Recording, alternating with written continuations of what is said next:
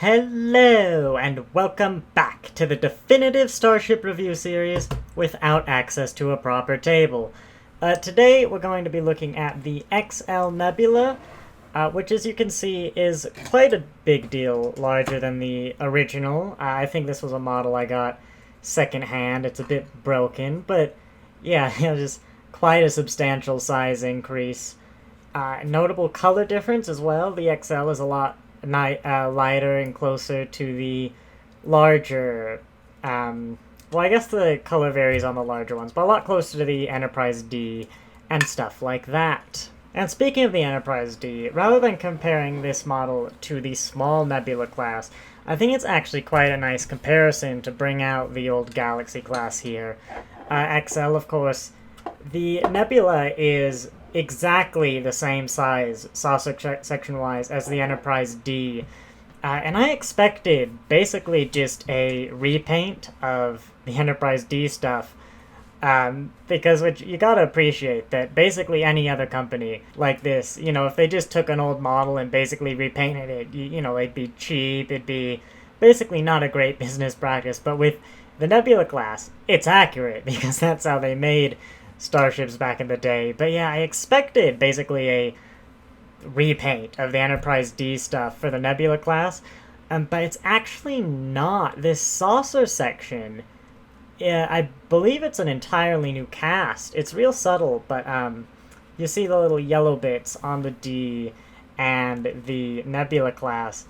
On the D, they're actually 3D, but on the Nebula, they're just painted on, which kind of tells me this is a completely new cast of the Enterprise D saucer.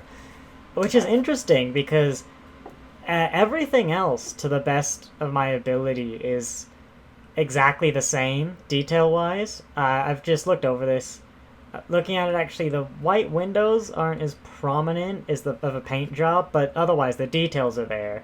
The Nebula has some of these red lines on all the escape pod doors that the Enterprise D doesn't. And I've just actually seen that the Nebula doesn't appear to have impulse engines. I'm not sure if that's true for the actual model. Hang on. Over here, the tiny Nebula also doesn't appear to have any. But of course, the Enterprise D has got its little impulse engines up there. But yeah, other than that, it's, the standard Galaxy class saucer. Nacelle's also really nice. That is a more purpley blue than you get on, I think, all the other ships. I actually quite like it. I think I prefer it, in fact, looking what's on the Enterprise D. A very nice orange as well. And of course your red Bassard collector, which is a little different to the Enterprise D. Yeah, actually, the Enterprise D is also very subtly different. But I like the Nebula class nacelles a little more, actually.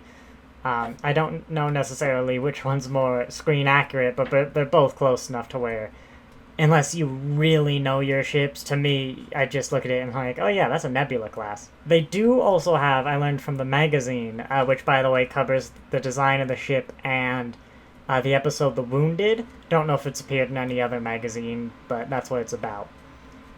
The secondary hull, though, is they went for the design that's subtly different from the Enterprise D's.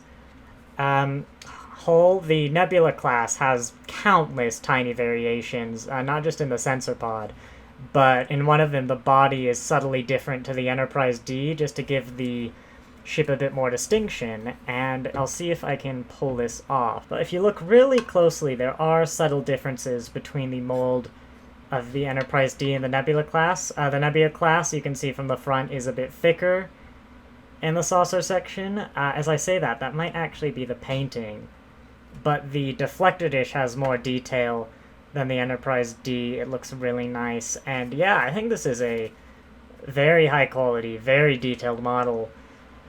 Even compared to some of the other stuff. I guess the Enterprise D is earlier, but yeah, compared to some of the other stuff Eaglemoss has done, I think they nailed this one. Talking a bit more specifically about the model itself, I'm glad they chose the little sensor pod.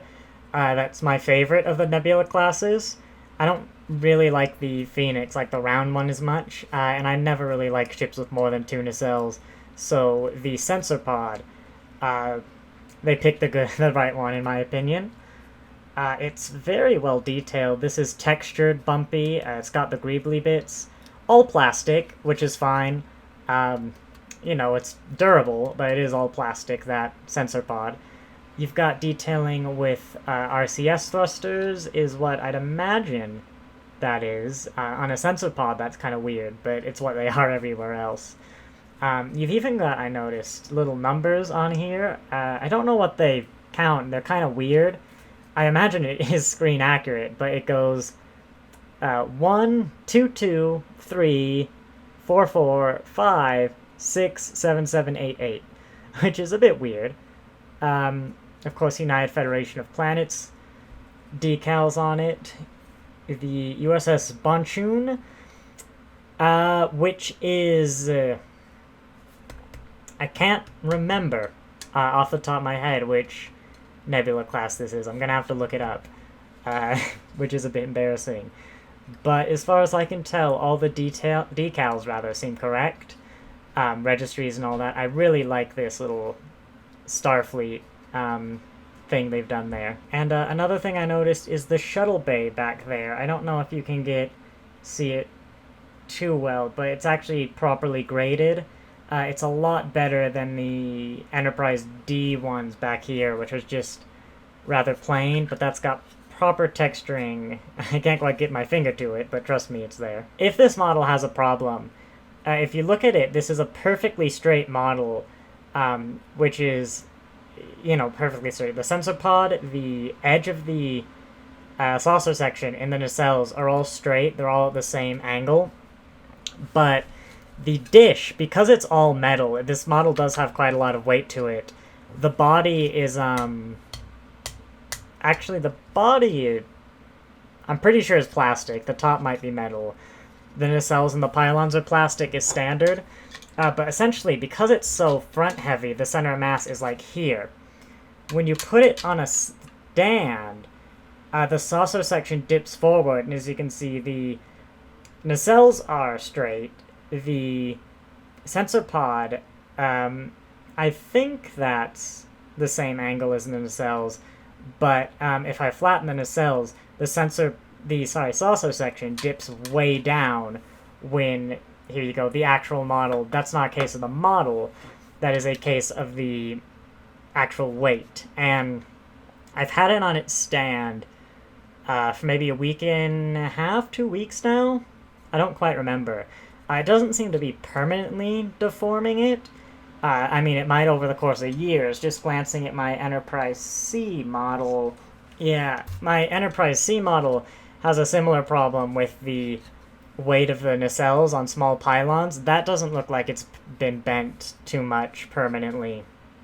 But it is unfortunate. The model really could have done with somehow getting a stand, maybe with a longer front up here, or somehow supporting it from the bottom. Like, I get you can't balance it on here, because that's in front of the deflector dish. You'd block that view, but maybe something like, exactly like how I'm holding it now might have done well. I can't quite tell where the center of mass of this model is. I'm pretty sure it's right about there. But yeah, the stand does bend it forward, which is a problem if you're viewing it from the side. And actually, looking at this side, it does look like there might have been a minor permanent deflection. But yeah, if you're looking at it from the front, it doesn't really matter. But if you were looking at it from the side, it is actually a lot more noticeable on camera by the look of things. In real life, it looks perfectly straight. I'm not really sure what's going on. In the camera, it does look a bit bent, but I promise, in real life, this is a straight model. So there's it's getting a bit screwy there, but definitely when you display it, if you're looking at it side on in real life, it bends a noticeable amount if you're paying attention, despite the model being perfectly straight. Still, though, I'd recommend it. I believe some of the Battlestar Galactica models with round bases work on here, I think. I've seen people online doing that. And I've seen some other creative solutions with stuff you can get online. You might want to buy a different stand, or somehow support it. Maybe just get a stack of something like, something like dice, but maybe more clear. I might actually 3D print little cylinders and support it just right here, like how I have on my thumbs. So essentially, it would sit on the ground like that. Something would support it on either end. And that would work really well. I'm probably going to do that. But yeah, that's the XL Nebula. A very nice model. A welcome addition to the XL class, XL line rather. And I hope you enjoyed that video.